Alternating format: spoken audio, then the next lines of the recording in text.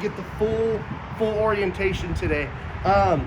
Partially because Friday is going to be my last day on this job site. So you guys are automatic 1 year warranty on all of them. I have a registration sheet in this packet that if you fill it out and submit it back to Whirlpool, you will.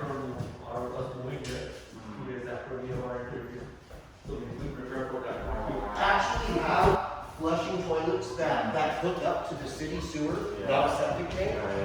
80,000 per house. Yeah, every single house that's on this project, it was an $80,000 permit just to hook up the sewer. Just to hook up the sewer. Wow. Yeah. Maybe it's some past data they collected that the damage caused by the sewer was more than the other things, and that's You have triple vanity lights, same type of sensor as the garage light. You're going to have a shower light and a humidity sensing fan. Okay, yeah, I did turn on. So these fans, see those little 3 marks? That's a sensor. So that sensor picks up moisture in the air. They will turn on and off by themselves if they detect moisture. So let's just say, I get in here, I turn on the hot water, I jump in the shower, but I forgot to turn on the fan. As soon as it starts steaming up, they'll turn themselves off or on. And then once the room's dry, like the walls aren't wet, that's when it'll shut itself off. But it has to be manually turned off in order for it to automatically turn off. They're kind of a pain, and they're confusing, but if you have any problems with them at all, you could just call any of us and we'll send a guy over and we can adjust them. And we can turn it down so that way it doesn't drive you nuts. Sure. So we got hot water, cold water, stopper's working, put that down. GFCI is all hooked up and working. Under the sink's all connected. Toilet's working.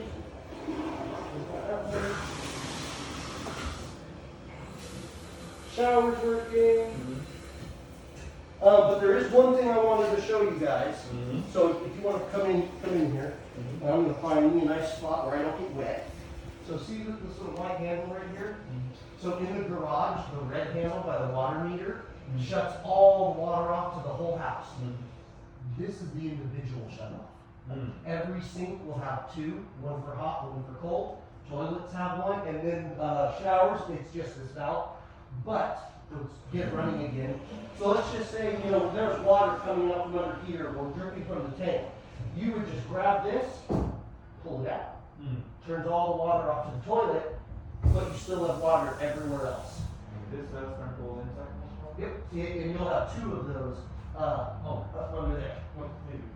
And then when you either finish what you were doing, or it could be one of their rooms. Yeah, or having a sink, whatever. Yeah, exactly. So back on that wall. So you're gonna have the other 2-way switch. That's gonna be this one. Now, if it's in a bedroom, it's just a smoke detector. Yeah. So this is gonna be your combo. Fire sprinklers inside the house have the little cap. So yes, it is supposed to have the little gap at the top. So if there was a fire in here, the heat can get into the and then that cap is going to be your data port. So that white box in the garage, there's a Cat 6 data line that goes from this box through the ceiling into the garage. So if you wanted to do speakers, a camera, a Wi-Fi booster, a repeater, anything like that, you guys can install it. Do you know, what the other people do? If they basically put their Wi-Fi router out here, can it? I have not seen anybody use one of those yet. I don't even know what kind of devices that they even have to go on there. I mean, I know about like the cameras and the speakers and stuff like that, but I mean, there's probably pages of different, stuff that you guys can hook up to that. Because the problem with multi-story homes are that the Wi-Fi cannot reach to all the floors, and we all are like pretty heavily tax heavy on our side that we have to use like multiple things at the same Okay. time. All right. Based on the work responsibilities, so that is I was thinking because Rodney was saying that some people they basically put their Wi-Fi router out here. Yep. And Some actually- people do. And then it'll help boost it up through the house. On the first floor, it probably won't do much if you have stuff in the garage. But on the second floor, it'll help. Sure. And then the third floor, it gets even better. Yeah, but the first floor, it's kind of, it's right there to the data center. Sure. Sure. Covered that. Okay. Jumper duct. So you're gonna see these in every room.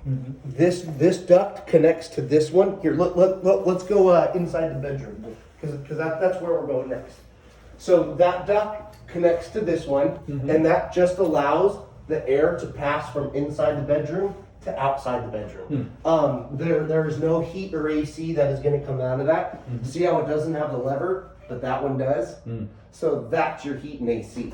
And that little lever on the side is your manual damper. So you could turn it off, you could turn it somewhat off, and you can play around with the whole house, and you can create different combinations to get more air in different places. Because a lot of times, homeowners, they won't use the bottom floor. They might just be on the third floor. So they'll turn everything else off, and then only run the areas that they're gonna be in the most. Okay. Half hot outlet is going to be, yeah, that one. See how that one's upside down compared to all the others? So the bottom plug is going to be on the switch. Okay. So if you didn't do a light here, then you could plug a lamp in and still have light. Okay. But that little cap right there is your ceiling fan pre-wire. Okay. So this would be for the light on the bottom of the fan, and then this will be for the fan itself. Okay. Okay. There's 4 wires under these caps, and it's a little confusing. I actually just figured it out not too long ago. So there's 4 wires. You have the bare copper, that's your ground. You have the white, that's your neutral. Black is going to be for the fan hot. Red is the light hot. So this is going to be for your fan speed. You have off, low, medium, and high, and then the light underneath. It is kind of like a universal coloration you guys use, so that if we were anybody to do the job, they know where Yep. to put it from. Yep. Because I don't remember the colors. Yeah, you may have to email me, Rodney, or Jose. Okay. Some random electrician may not know. May not know. Yeah, and if anything, they'll probably just pull out their tester and start flipping switches to figure out what's what. Okay. Yeah, but all you have to do is just call us, Sure. and we'll be able to tell you. Sure. Thank you. Yeah, no problem. Walk-in closet. Every closet in the house, no matter how big or small, will have its own fire sprinkler. Just in case something were to happen in the closet with the door shut and this fire sprinkler couldn't put it out. Who do we have here? Hello? How you doing? Well, how's it going? Oh, you're totally suit. Oh, you do. I really do. That's a nice summer suit. I like it. Yeah. The weather. Yeah, and it's lighter. It's not like a felt suit where you're sweating all day. Exactly. If you work right away around the garage like this, any questions or anything like that, go ahead and ask me. And then the one thing I forgot to tell you guys before we started, I don't expect you to remember anything I tell you today. I am giving you a lot of information. This is supposed to be fun and educational. And like I said, you have a whole team here to support you guys for any questions or anything. So if you're like, hey, what did you say about the low volt transformer? You can call us, text us, email us, and we're more than happy to go back over second with you guys. Absolutely. We understand. Okay, so we'll start right here. So your garage door is going to be on the wall button. It does have 2 sensors at the bottom. So when the garage door goes down, if something were to cross the laser, such as a child or a small animal, yeah, as it goes down, they're going to cross it, and then it's going to come back up, beep and blink to let you know something went out. It's also pressure sensitive. So if let's just say you're parked halfway in, half out of the garage, but you're not crossing the laser, as the garage door comes down and touches the car, after 15 pounds of pressure, it's going to come back up and do the same thing.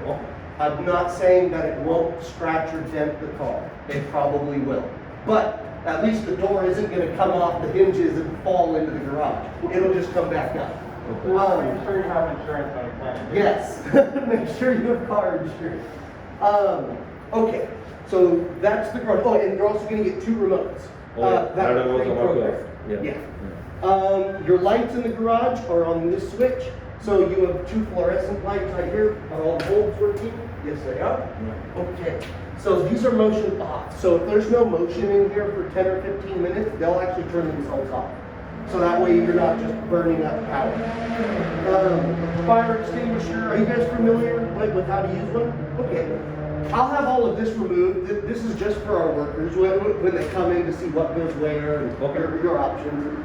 Low volt transformer, this is what powers the doorbell and the address lights. It is warm. If you touch it, it is warm, but it's not hot. If you cover it, it will get hot, and that's when it becomes a fire hazard.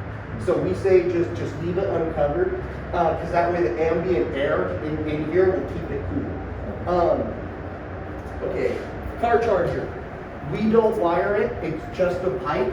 So you have this box, and then the pipe runs up the wall, across the ceiling to the breaker panel. So if you did want to do a car charger or a 220 plug or something like that, you could just call an electrician. They'll feed the wires through, and they can hook it up in about 10 minutes. Okay, water heater. We'll do the water heater first. So the water heater is all electric. There's no gas on this entire project. It has 3 settings: efficiency, hybrid, and electric. You can switch the modes, but by clicking this button. So think of it as low, medium, and high. So efficiency is just the heat pump. Hybrid is the heat pump and the first electrode. Electric is all 3. And it depends on how many people you're going to have in the house. So a family of 4, you guys are probably going to want to stay on hybrid. So that way you guys keep getting hot water. If you were to have family and friends come over and you're having a gathering, you're going to want to put it on electric to produce more hot water. You're going to have laundry, dishes, cooking, people washing their hands, taking showers. It's a lot of hot water really quick. It also has a vacation setting. So if you were to leave for a trip for a week or 2 or maybe more, you can press and hold this button. It's going to ask you how many days you're going to be gone, and then it'll turn itself off. And then at the end of that cycle, it'll turn itself back on. So that way it's not heating water while you're on.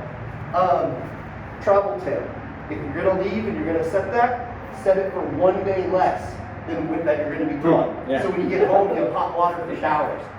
At my house, I don't have that option. So when I go on cruises and stuff, I get home and it's light the pilot light. Okay, all right, now we'll wait. And then you gotta wait for the water to heat up. So these are really cool. We also include the owner's manual for you guys. There is also an aftermarket kit that you can buy. You just take these 2 screws off, and the new one goes on right there, and it's a little box, and it makes it smart. So that way you can be anywhere and just do it all on your phone. It's a pretty cool kit. I haven't seen anyone do it yet. So I don't have any information on them. I just know that it's out there somewhere. Okay, that's the water heater. Hose bib for you guys. So if you wanted to either hose out the garage, wash the car outside, something like that, you guys do have the hose. This is just a backflow preventer. We are in California. We are seismically active with earthquakes. So if we were to have an earthquake and an old city pipe were to collapse, all the water is going to come flooding out of the pipe, but it's going to try to pull all the water out of these buildings to go with it. So let's just say we had a bucket here with a bunch of chemical in it, with a little hose going in.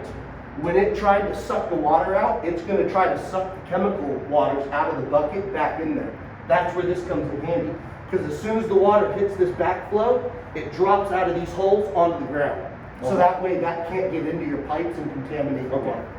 Yeah. And this one is connected to the heater, or is it like a cold water? This is just cold water. Yeah, that's just a regular garden hose. Now, homeowner tip.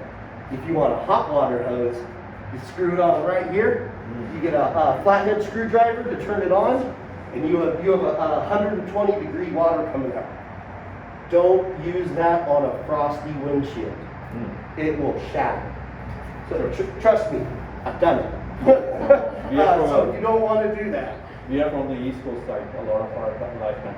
Oh, then you guys know all about that. Cool. Okay, okay. Good news is our pipes don't burst when it gets cold, so that's good. Poor Texas. Texas got hit this year. I mean, everything got frozen over and exploded. I mean, we're still trying to get materials from Texas that their plants are down. The warehouses that have been in operation for decades, they've never serviced their pipes. Because they don't freeze. And then all of a sudden this freeze came, blew everything up. It was crazy. Yeah. We're still dealing with it. Yeah. Okay, so that's the hose. Whole water or whole house water shut off. So let's just say you come downstairs 2 o'clock in the morning for a glass of water. And you step off your stairs and you're splashing around on your second floor, fully flooded. That's a problem. So the first thing you're gonna do is come down here and turn off all the water to the house. Second thing you're gonna do is call your 1-800 emergency homeowners number. It's a live person, 24 hours a day, 7 days a week. It's not, press 6 to press 9 to get to this person and tell you to call this. No, it's a live person, picks up, hello, how can I help you? And then no matter what time of the night or day, they will send someone out. If it's an emergency. We have gotten the phone call at 2 o'clock in the morning about a mouse in the garage. It's not an emergency.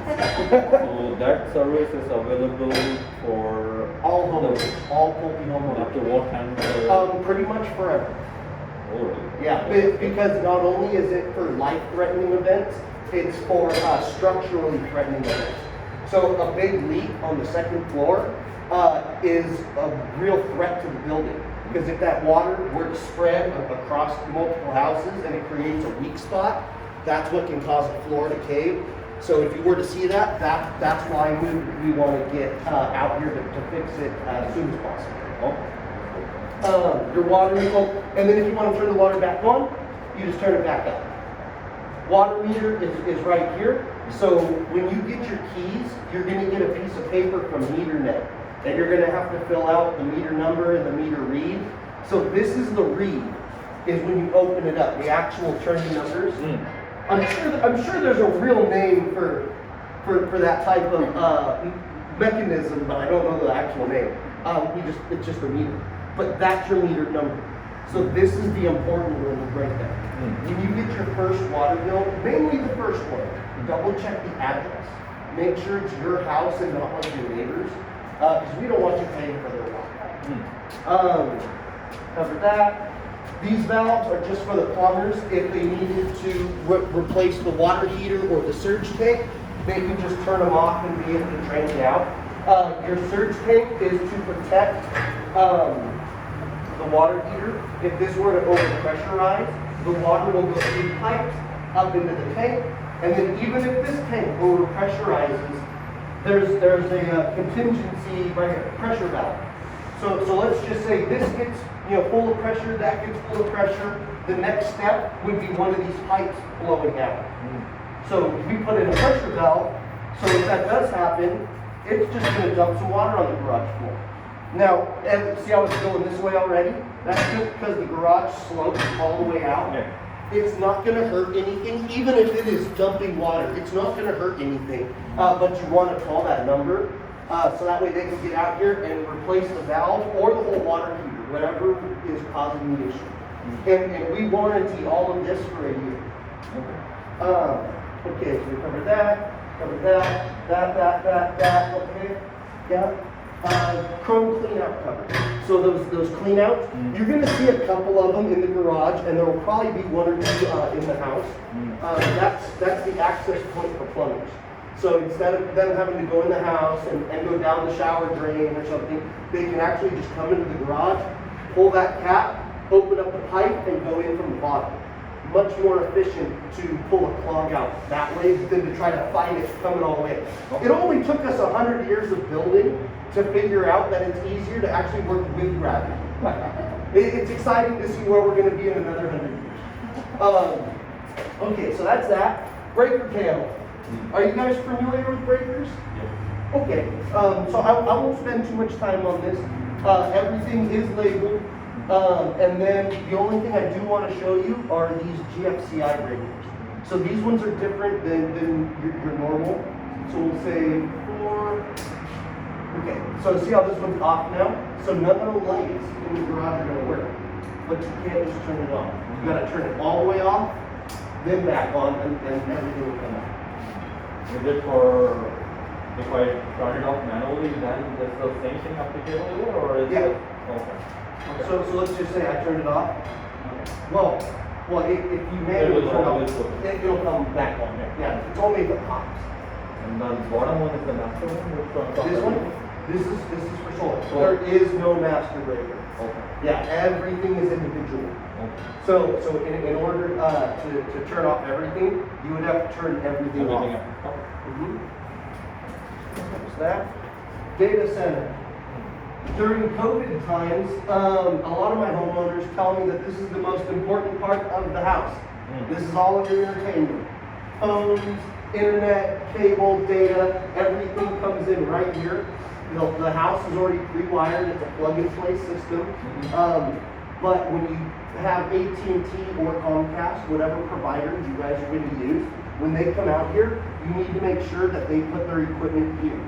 A lot of times, especially if it's like a new installer, if they're not familiar with this type of building, they'll try to put it in the living room, just like a more traditional entertainment setup. You know, you'll have your TV and everything's right there. Then only your living room will work. If you want everything to work in the house, it has to go here because this is where everything comes in. Even if it's something like Everything. Everything has to go here. Yeah, look, we get calls all the time. Oh, my master bedroom, it's not working. Where's the router? Oh, it's in the living room with the TV. Oh, okay. Well, put it in the garage, and then it can reach everything. Because if it's in the living room, it's not wired to the master, and vice versa. If you have it in the master. And you guys were cutting pipes and everything from the plumbers and everything, they were just falling down here and there. Oh yeah. So we started from there, with this one. Yeah, and it's from a long way. Yeah. Because we have to interview the same day at the same time. I brought all this separate room, so it's not together. Yeah, but like, in some cases I wrote it down, I saw it online that the password was working, because time is exactly the same. Day and time. Normally on the other side, it happens with the different days or something. So the problem is they are asking for some additional